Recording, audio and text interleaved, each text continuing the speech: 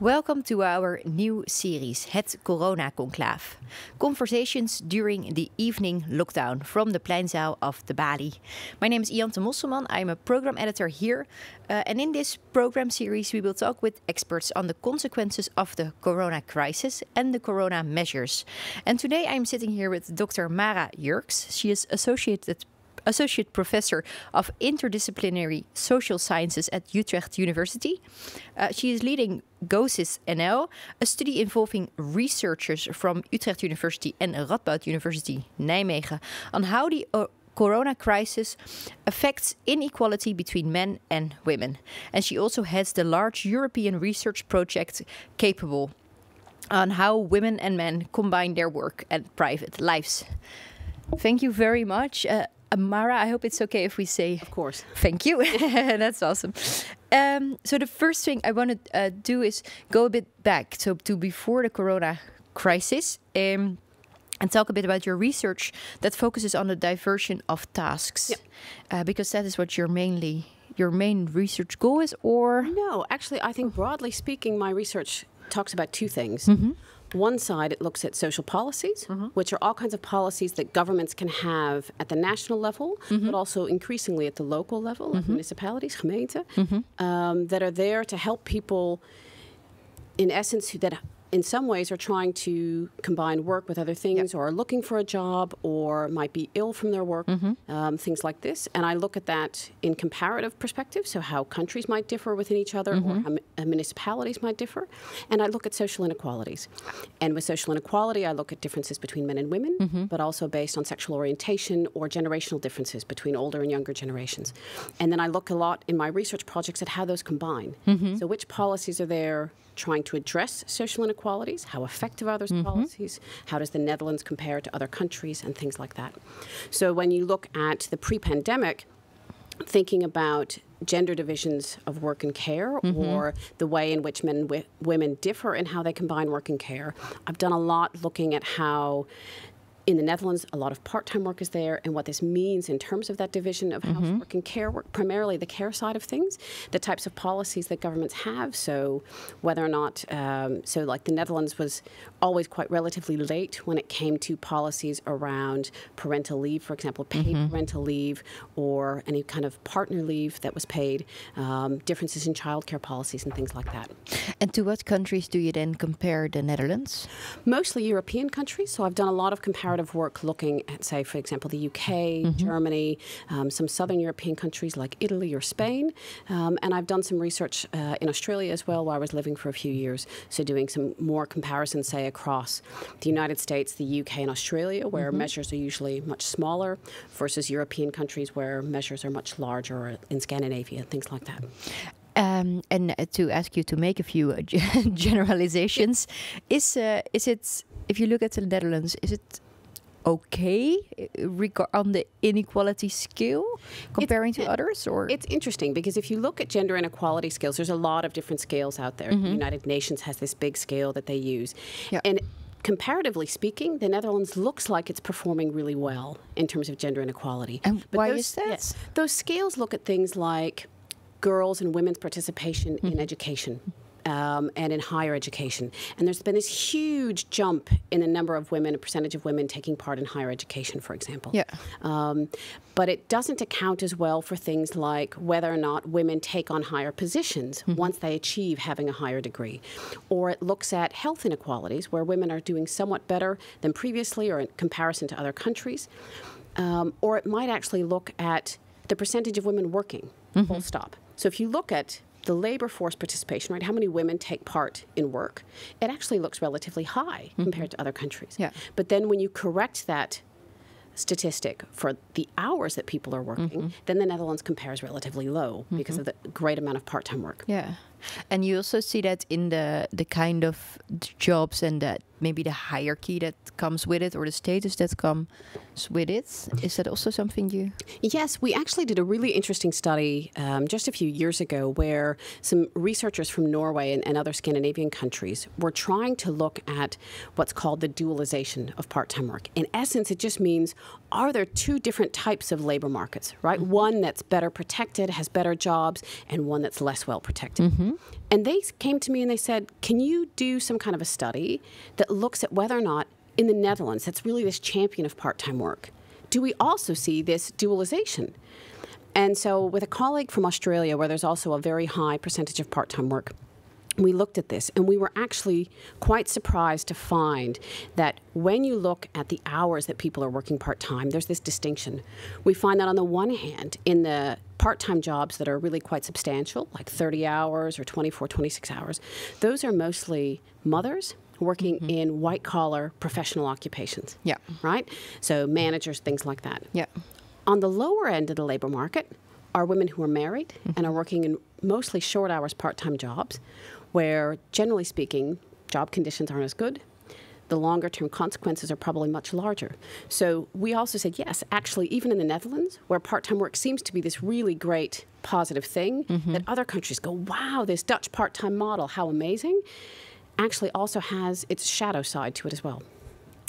And you said that the champion of part-time work. Is that how you see the Netherlands as well? I think it's been called that way for quite some time. Jelle Visser, a very well-known Dutch labor sociologist, coined it that, I think, well over 20 years ago. And it's been seen that way, comparatively speaking, I think, for almost all industrialized nations. Because there's nowhere else in the world where the percentage of workers that works part-time is so high as it is here. And you said it's perceived as quite a positive thing, this part-time thing. What do you think? Do you think it's a positive thing? Well, I try as a scientist to actually not have too many normative opinions about this. So, I mean, I think it depends on the perspective you're taking, right? So if you're looking at it, so if you take the perspective of how well protected are workers. So about 15 years ago, in writing with Jelle Visser, we looked at the International Labour Organization standards around working. And in that sense, part-time work looks really great on paper, because part-time workers, compared to workers in other countries, have much better protection, right? So you have the right to the same amount of vacation days or sick days. You can't be discriminated against for working part-time, which is much more than workers in many other countries have. But if you look at the perspective of the long-term consequences of working part-time, then you could say it's a bad thing, right? Because those people who work part-time generally build up less rights for Social Security, less rights for pension. Yeah. They're much more insecure. They generally, unless you're working substantial part-time hours, also have an issue of being economically dependent on someone, either a partner or your family or the state. So there's a lot of negative consequences for long-term part-time working. I think that in a way I see the part-time work of women maybe as something that is quite traditional. I know that there's a generation that's a bit younger than me that also sees it as quite a progressive thing, that you don't have to work all these 40 hours or even more a week. Can you tell me something about it, on the different looks on that maybe? Yeah, I'm happy that you bring up the generational perspective, because I think this is something I really try to emphasize when I'm talking to people about why is it that part-time work seems so normal in the Dutch case. You know, you can maybe tell from my accent that I'm not from the Netherlands originally. I grew up in the US. And when I'm explaining things like this to people, I try to explain it about thinking about the time and the place where you grew up and what we think is normal, right, and where you're living in. So I grew up in the U.S. in the 1970s and the 1980s. And for me, part-time work was not a very normal thing. My mom worked part-time, supposedly, but she was actually working full-time, right? Yes. It was called part-time. Yeah. So for me, it was very normal to see mothers and women working full-time. And I came to the Netherlands as an exchange student when I was 16 and lived with different Dutch families. And all of a sudden I was like, wait a minute. Mothers don't work full-time, or mothers stay home? How strange.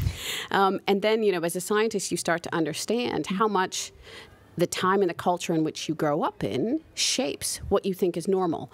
So I think it's interesting to see that some generations in the Netherlands would see part-time working as traditional, and some might see it as a more progressive kind of choice for choosing to not work longer hours.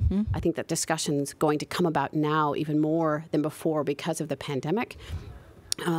But I think what we see that in the Netherlands, what we've said before in our research is that part-time work grew initially as a second best option, right? There just weren't enough supports for families or for women who wanted to work to actually join the labor market without doing that in some kind of part-time way. So it starts to do that, and it starts to then become something that becomes accepted primarily for women.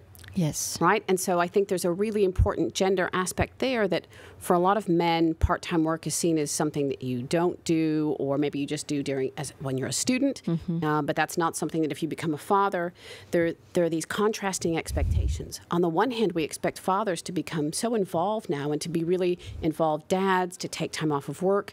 And we also expect them to still be the breadwinner implicitly, even if we don't say that out loud. So I think that these contrasting expectations are there. And I think for younger generations, there's the added issue of the flexible labor market that they're working in, right? And the insecurity that brings. And potentially the idea that if I just have a permanent contract, even if that's part-time, then I can have the security of knowing that I have income, but also having a job that I don't have to constantly work because I can do other things alongside it. But you see that different decisions become made once people start having children. And why does it become complicated when they have children? Well, it's interesting. I think if you think about the process of, when you decide to have children and thinking about who's going to continue working and the solutions you have, it has to do with so many different things. It has to do with the childcare system that's in place, the cost of childcare, where you're living and whether you can actually access it. So I have a son who's nearly 6, and we were lucky enough that when we were looking for childcare, we actually could choose. We looked around, and we live in Amsterdam. Now, if you look at the same places where we put our son in daycare, there's huge waiting lists. Yes. And you might wait 6 months longer. So then it becomes a decision of, well, then if that's not available to me, I have to look for other options, right? And so it might be that then you start thinking about, well, whose income can we miss the most? And the fact that there's still a large gender gap between men and women in terms of pay, it actually makes a lot more economical sense in many ways for women to be the ones to work fewer hours. Yeah. At the same time, there's the issue of, what do we expect of men and women once they become parents, right? And I think there's still this very traditional idea that women are better at caregiving, at caring for young children, that they somehow inherently and biologically are better at this, even though there's no evidence to really support that idea. So it becomes more normal for women to be the one to say, okay, I'll work less, or I'll stop working for a shorter amount of time to take care of kids.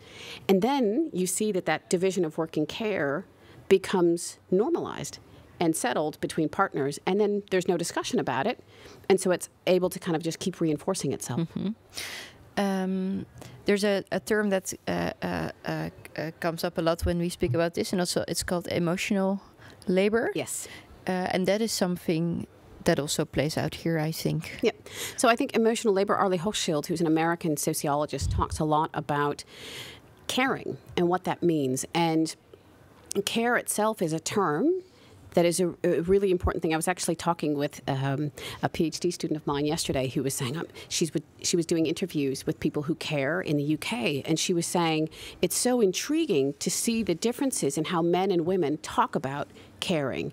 And she was talking about a respondent in the UK who's caring for his neighbors and doing all kinds of grocery shopping, and he said, but that's not care. I'm just helping them. Oh, yeah. Right? And the idea being that, but when we're caring for people, you have to think about providing care, and the type of care you're providing is that you are going to visit people and helping with meals and things like that. Are you doing really intensive types of care, physically caring for people? And what is the relationship that you have with that person, which I think also shapes how emotional that is for you, right? So if you're caring for your aging parents, the roles are being reversed. So you're no longer the child who's being cared for, but you're caring for. And your parents are now accepting that care. And how does that change the relationship? And the fact that women do more of that means that they have a lot of that emotional labor that they're doing. I was wondering sometimes, is it possible for women to work full-time and to meet all the expectations in the care that they are supposed to give? Of course. I mean, I think if you look at other countries, it's people work full time, right? I work full time. It's, I think it's there are different levels that you need to think about. It's the person themselves. It's whether or not they have a partner and the discussions that they're having in terms of what they both think are important and what they want to do as a family, but also the expectations that employers or others have. I think in the United States, for example, if you look at people working full-time, their full-time can be upwards of 50, 60 hours a week. It's a lot. And 2 weeks of paid vacation a year, not 3 or 4 or 6. And they're meeting the expectations of employers, and this really ideal thing of you're this very involved mom, and or this very involved dad or other parent. You know, that there's a lot there. But how do they do it? Because it's a good question, and I think it's one that I don't know the answer to that very much. I think, from a personal perspective rather than a scientific one, I mean, the discussions that I have with people now, I think the pandemic has highlighted the problems inherent in that, right? And I think that before it was kind of what we would say in English, buck up, just deal with it. Do it, yeah. Do it, you know? So don't complain about it, just do it. And there's maybe something to be said for that, because you can see that people are very capable of doing quite a lot.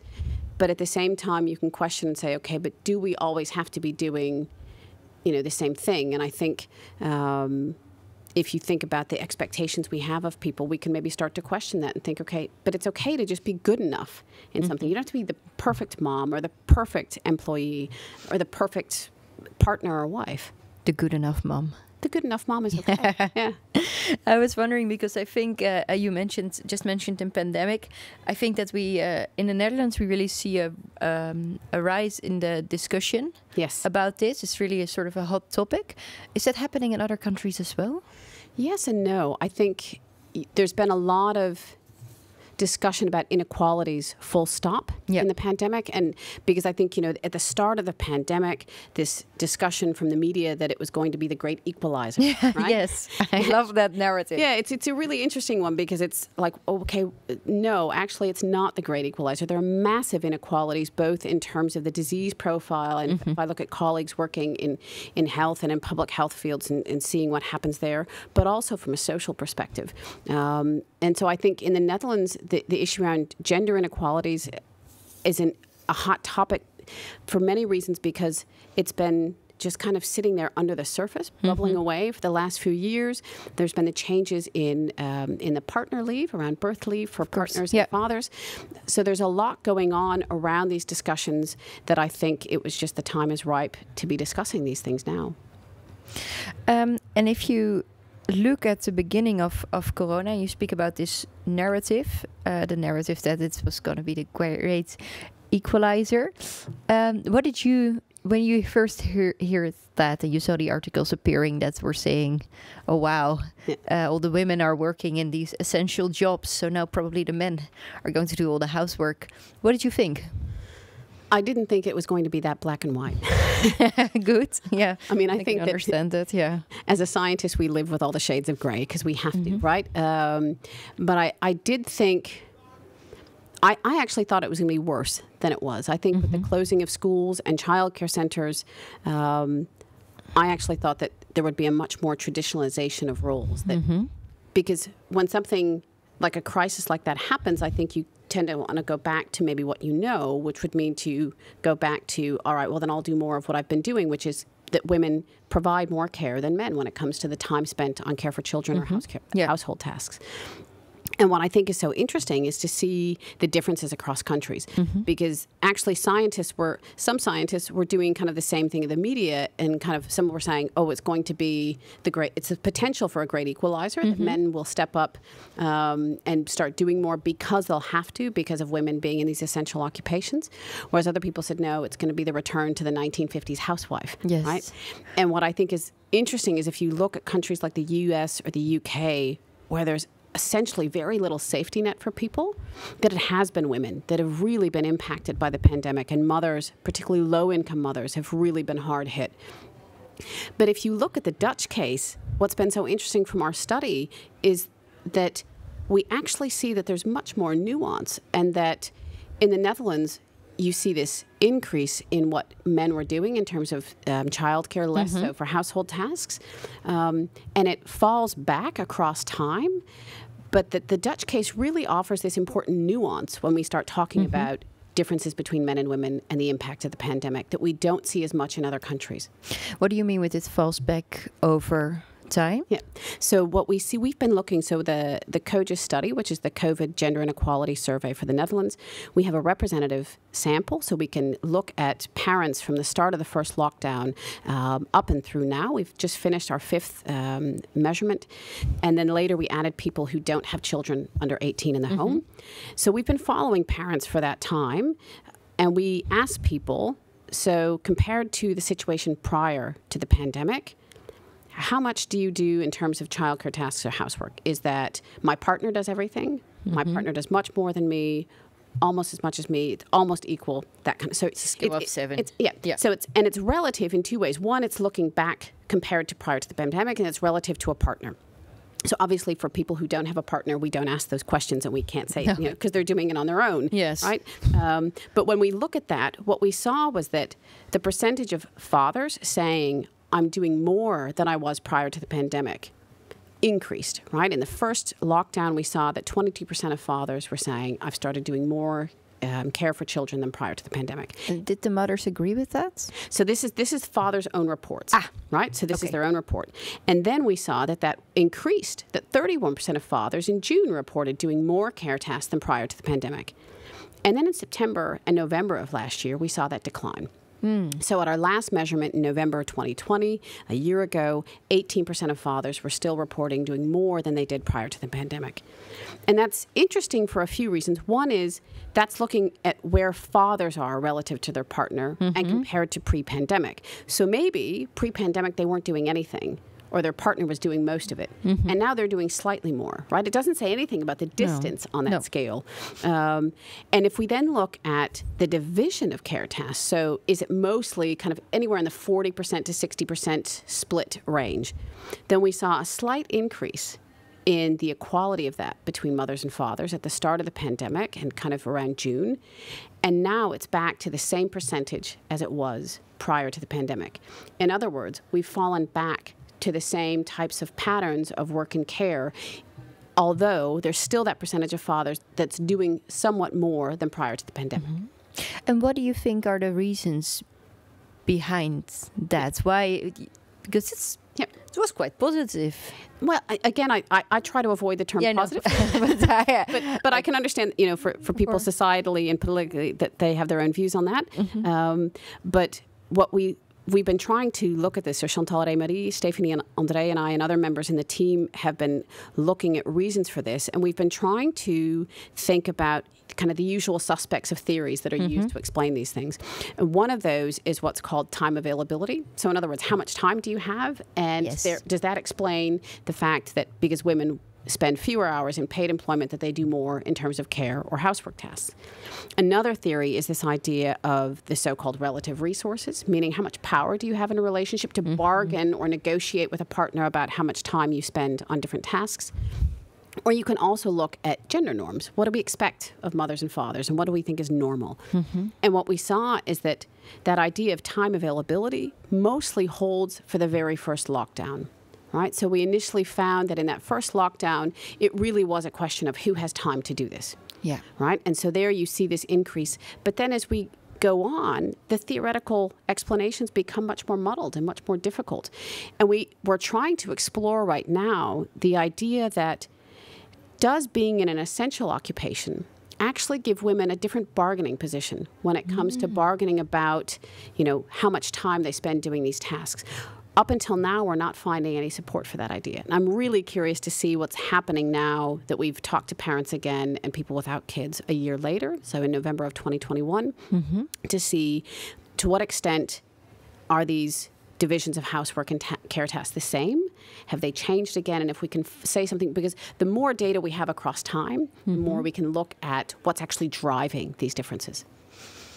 You said in the beginning, and it also says in your introduction, that one of the things you're currently researching is how the corona crisis affects inequality between men and women. And this is something I find very interesting, the division of tasks. But I was also wondering, what other inequalities do you think this corona crisis laid out Yep. that you find, something we should focus on, or... There's quite a few. So, in the project, we look at paid work, at care work and housework, and we look at people's well-being. So the amount of free time that they have, but also their perceived stress and things like that. And if we look at a number of these things, one thing we saw was that women, much more than men, massively reduced the amount of free time or leisure time that they had. On the one hand, you could say, okay, we need to look at that in relation to the amount of hours someone's working. So if you had more free time and you gave up more of that time, that would be explainable. But we're starting to try and look in and see to what extent does this actually mean that women who were doing more are actually now doing much more and spending much less time trying to recover from all the things that they do. Because we know from research prior to the pandemic that overall women's quality of leisure time or free time is less than that of men's. And we also know that when women are doing things on their own, they're often doing that in combination with other things like care tasks or housework tasks. So they call this contaminated leisure, right? So you're not really free doing something on your own, but you're more likely to go for a jog with your child, in the buggy. So, in that sense, and that matters because the longer the pandemic takes before it's resolved, if you have sustained problems with having free time and time to recover from work or other tasks, then that can lead to a whole host of problems when it comes to physical health or psychological health and your well-being. The same holds true, I think, for the difference between essential workers and people in non-essential occupations, right? So we saw a massive increase in the perceived work pressure among mothers. We saw also that for some people there was a really big decrease in work pressure, right? So I think having, the option to work from home or having to work from home for some people meant a decrease. But for some people it really meant an increase, and this has been sustained. And again, in other research prior to the pandemic, we see that the more that type of time pressure and work pressure is sustained across time, it starts to really draw down on your other resources, whether that's your ability to sleep, your ability to take time off. And that has a really negative impact in the long term. So if this is higher for women and for people working in essential occupations, then we really need to have societal attention for these inequalities. So I think that those are two key ones. Maybe a third one would be that a lot of attention has gone, rightfully so, with the closure of schools and childcare centers to parents. But there's maybe been less discussion for people providing care and help to family members, parents, or partners, or children with a disability. And what we see, if we look at a measure of what we call work-life balance, how easy or difficult is it for you to combine your work with care tasks? For people that don't have children under the age of 18 living at home, which means they're caring for someone either over the age of 18 or a partner or a parent, their work-life balance has not gone back to normal. They're still really struggling. Yes. And that makes sense if you look at what's happening locally and the types of support services that are there, that, organizations and local governments are doing their best to try and help people providing informal care. But there's so much that's closed down that it's really a struggle for people who are trying to work and provide informal care for these people. And so I think that that's a major issue inequality-wise that needs to be looked at. And when you speak about the things that make it even more complicated, is that also, for instance, the shops closing at 5? Yes, because I think, look, I'm really glad I'm not in the position of a policymaker or a politician having to make decisions like that. Yeah. But I think, once anything that takes away the flexibility for people who are trying to combine work with care tasks can make it more difficult for them. And I think there it's really quite complex that it depends on the type of position you have. Do you have a social network that you can fall back on? Where are you living? What types of services are there? Are you having to travel really far to provide care, or does that person live with you in the household? So, do you have a car, or do you use the public transport? Exactly. Yeah, those are all complicating factors for things like that. I read somewhere, it was just a brief statement, and it says that the corona crisis was hard on everyone, but it was particularly hard on women. Would you agree with that? Yes and no. I'll be the scientist there. Okay. Yes, it has been hard on women in a number of ways. It's if you look at the Dutch case, it's reduced their free time. Women working in essential occupations under very high work pressure. Mothers, particularly mothers working in essential occupations, They didn't start providing more care, but they didn't start doing any less either. Right? Our study shows that they maintained the amount of care tasks they were doing. That's actually a lot. Then you have a lot going on. So in many cases, yes. At the same time, I think looking at all the attention that's given for the different inequalities, a lot of people are having a really difficult time. And I don't know that you can qualitatively or quantitatively say women are worse off than men, full stop. And I think that you really need to pay attention to the country in which we're looking at, and the types of conversations we're having is, are we talking about work? Are we talking about care? And, you know, are we talking about highly educated women or women with a lower socioeconomic position? You know, I think there's a lot of nuance that needs to be brought into that discussion. Yeah. You said that looking at the situation and how it changed, and the decrease of free time, for instance, that it is going to have both physical and psychological long-term effects. And I was wondering two things about it. First, what I was wondering is this something, so this sort of the situation you can be in for a certain amount of time, and then you get out of it, and the effects will be slowly disappearing. So it was just maybe a very stressful period in your life, and once you're back normal, you can, well, sort of come into the clear with that. And what is and if it's because, well, we're still in it, what's going to be the consequence of remaining in that sort of, I'm going to call it stressful. I know it's not very scientific, but sort of a stressful full situation long term. So first of all, let me start by saying I'm not an expert on the physical and psychological health side of things. I can say some things about the research that I've done with colleagues in Australia prior to the pandemic, and research we're doing from COGIS that's being led by my postdoc, Karen van Hedel. If we look at the pre-pandemic situation, where we looked longitudinally at what happens with mothers once they have become moms, up until the age that children go to school in Australia. And we saw that there's what we call a reciprocal relationship between perceived time pressure, how much pressure am I under, and women's physical and mental health. Meaning the more time pressure you experience, the more of a detrimental effect that has on both your physical health, in terms of your self-reported health, but also your psychological well-being.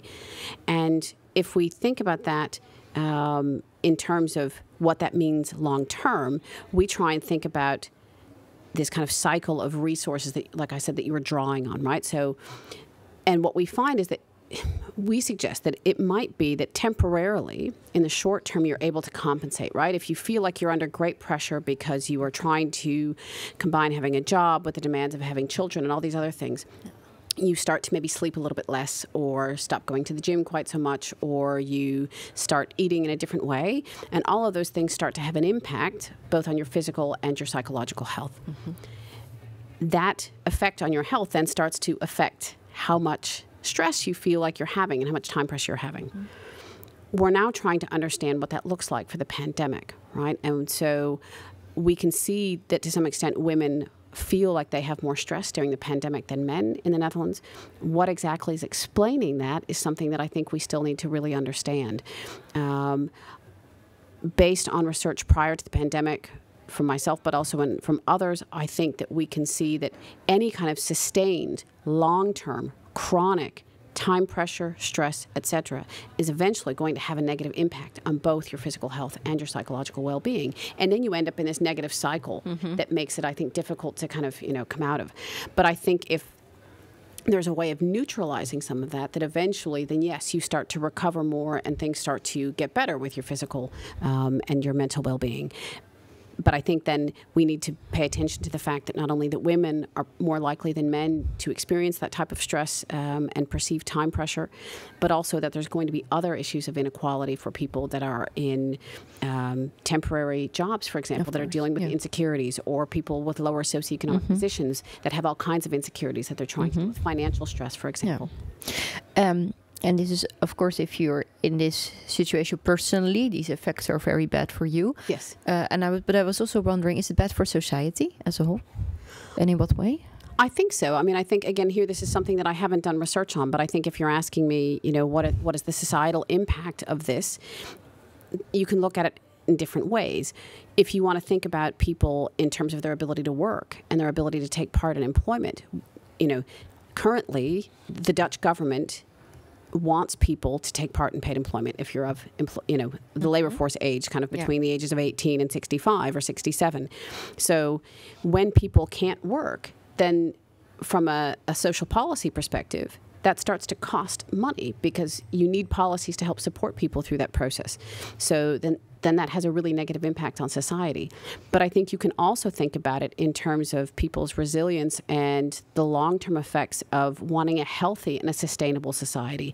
And if we're living in a society where people are experiencing chronic stress and time pressure and things like this, even if that's just obviously a proportion of the population, that's going to have a negative effect and make other areas in society less sustainable and less healthy. Yeah. Thank you. I know this is not your research field, but I think it's good to elaborate on it. It's an interesting area to be talking about, absolutely.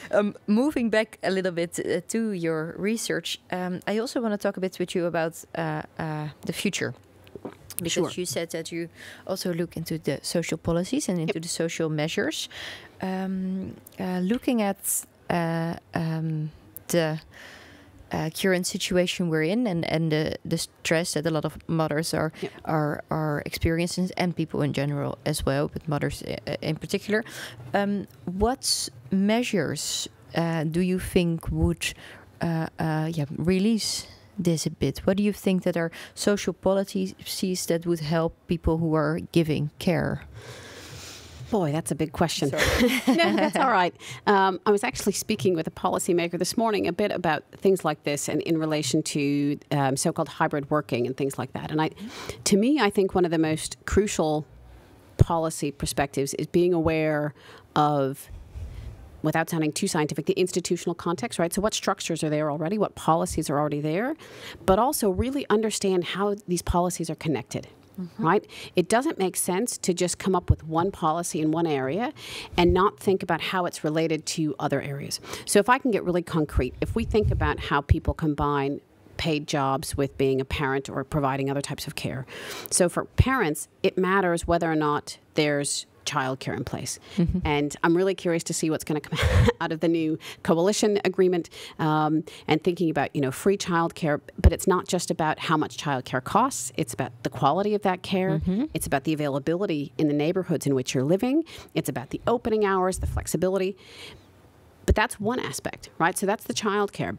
But it also matters how much leave you have. And so whether are you a parent on your own? Are you a parent, with two people who are working, and who's earning more or less? Do both parents have access to paid leave, and at what rate? So, as a mother, you have the right to 16 weeks of maternity leave that's paid. And you have to take at least 4 weeks prior to birth, but you can take up to 6. Yes. If you take 6 weeks, that means you have 10 weeks after your baby is born.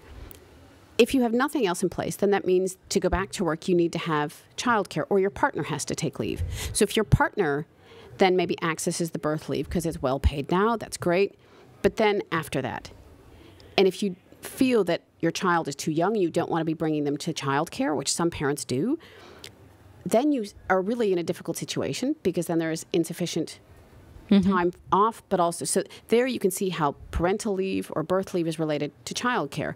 And then it also matters if you have access to flexible working or not. Yes. Right? So all those things can start to kind of come together.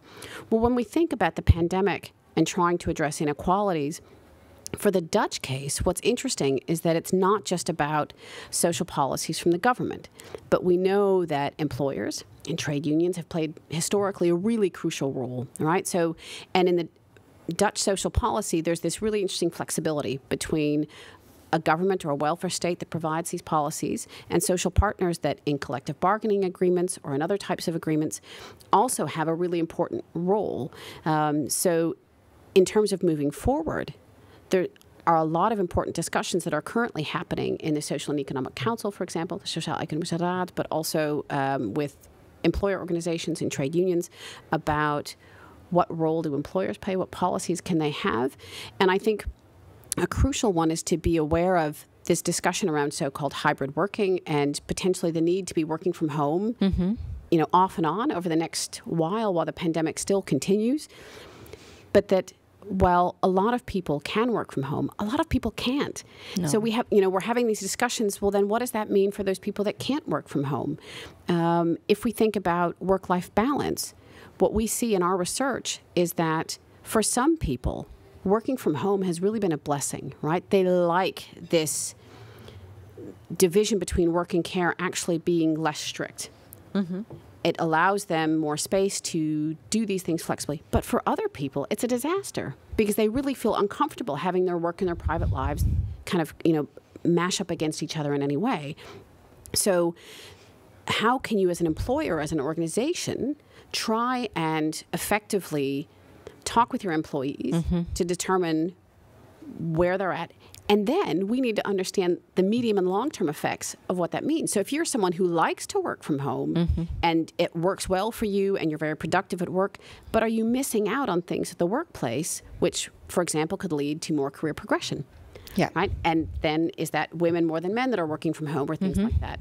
And as a government, to what extent does the new coalition then have a role of trying to facilitate employers and trade unions in making agreements about this and about monitoring the types of inequalities that are starting to emerge once we're kind of coming out of the pandemic to understand what the more medium and long-term effects are, particularly given other fields of policy where the government is already looking at. So whether that's emancipation policy or gender inequalities related to work and care, which are with the Ministry of Social Affairs and Employment, things like that. So it's quite a complex thing, but that I think it's important to be thinking about what policy supports are already in place, potentially what minor changes need to be made to those policy supports to deal with the new situation that we're in, but also understanding how those policy supports are interrelated to each other to make sure that you have sufficient support moving forward. Yeah.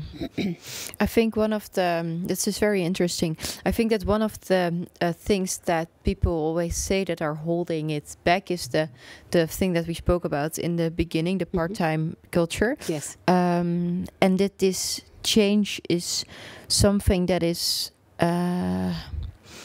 not something maybe that everyone wants. That a lot of maybe women are quite happy with their part-time work. And I was wondering, this is something I hear and read a lot, and probably not the best places where this to listen to this discussion. But how do you view those thoughts or those arguments? I think it's an interesting discussion to be had because I think in a lot of ways the discussions around part-time work are often made to be very black and white and very simplistic in the Netherlands. And I think that that's problematic because it's never that black and white, right? And so the decision to work part-time is often seen as this choice. Well, women are choosing to work part-time, so they should deal with the consequences of it. But as we talked about before, what you think is normal, right? Our choices are shaped by so many things, right? It's shaped not only by our current situation, but also what we grew up in and the culture and the time in which we're growing up in and what we think is normal. So yes, you might say, it's my choice to work part-time. But the reason why you think that that's okay and that you should be doing it is something that's already been shaped by a lot of other things. So I think that makes it an interesting thing. At the same time, it's interesting to see that the conversation is really about the assumption that paid work and working full-time is the norm. And again, without saying one way or the other whether that is a good or a bad thing, you could question the extent to which we value paid work versus valuing other things in society, like providing care, right? And so if several years ago with Dutch society became this idea of the participation society. Oh, yes. Beautiful word. Beautiful word. They call it big society in a lot of other country contexts. But so this idea that we all are involved in different ways. But the policy supports that are there and the policy discussions are still all about making sure that people take part in paid work more than other things. And it's interesting to see that the pandemic seems to have brought about a discussion around the value of care in society. And this is something that actually came out 20 years ago anyway, initially, right? So these conversations are coming back. So they're kind of in swing again to have a discussion about that. But I think it's important to have those conversations and realize that women who are choosing, quote unquote, to work part-time, that's not a decision that they're making on their own, and that should not just be seen as an individual thing, but that has important consequences for women. It has important consequences for society, but important consequences for couples and for children and employers. So there's a whole discussion to be had around how that comes to be, which we know a lot about based on the research that's there. But that at the same time, maybe we can be having conversations about the value of care or the value of work and why we look at those things. And that's, for me as a scientist, with the other project I'm doing with Capable, we try and look at what we call, what's the normative reference point. So if you look at a policy, implicitly or explicitly, there's an idea about how humans work and how so if I do this policy, if we do this, it's going to lead to this. Or I want people to act in a certain way. So we want partners and fathers to take time off around the birth of a child. So if we give them leave and we pay it at this amount, we think that that's going to lead to this change. So that's sometimes very explicit, like in that policy. But in other policies, it's implicit and it's not really stated. So, that's something that can be a political and a societal discussion around part-time work, care, full-time work, etc. And there's two last things I want to ask. The first is that, do you think that the generation that is just entering the working grounds, maybe to say it, so the 25 till 24 and so sorry, that's all right, and maybe even younger, do you think they're gonna dramatically change our views on this because their views on it are different? Or at the moment, scientific evidence does not point that that's going to happen, right? So I think that if you look at the way in which younger generations are still, that women are much more likely to work part-time than men, there does not seem to be a suggestion that they are really changing in their norms. And I think, I don't think that seems to be changing very much. There does seem to be the suggestion that there are more conversations around the involvement of both partners in caring for children and things like that, which could slowly lead to changes in employment as well, because obviously the two are very connected. And if you look at the future, what are the things that you think that we should really remain focused on and should look at? What are for you the most interesting thing, both in your research and in general? I think one is understanding the complexity, the inequality that's there, right? That it's not just, and I think sometimes we end up in these discussions of, women have been so hard hit. It's actually, if we think about, it's women in lower socioeconomic positions, or it's women working in essential occupations. So how do different types of inequalities come together, and why does that matter? So I think that that's one thing that we have to have a lot more attention for, is the complexity of those types of inequalities. And I think looking to the future is that we need to accept that the pandemic isn't going away anytime soon, and that we need to be thinking in both short and more long-term solutions for policy supports that help different groups, right? And so there's a political decision that's made about which groups get that support, but then also understanding that there are some short-term decisions to be made in terms of crisis management and things like that, but also thinking about how can we mitigate the longer-term effects of what's happening right now. And I think that there's a lot of attention coming for that now, and the Dutch government, together with scientific organizations, has been trying to come up with discussions around this, which I've been a part of, which I think is a very positive development. And I think keeping up with things like that is going to be crucial for addressing the types of inequalities as we move forward. Thank you very, very much, Mara Yerkes, Thank you. For being here today. Thanks for the invitation. I'm looking very much forward to seeing what the results will be of 1 year later. Yes, we expect to have them in January, if depending upon our own time, based on the school closures and things like that. It might be February, but. And then where can we find them? So on the Utrecht University website, but we also now have a project website, cogisnl.eu, where you can find all of the policy briefs that we've done and more information about the project and upcoming things. And keep an eye on the website, and the policy briefs will be set up on there. Thank you very much. And thank you very much for watching. This was one of the first in our new series, and there's more to come this week and in January as well. Thank you.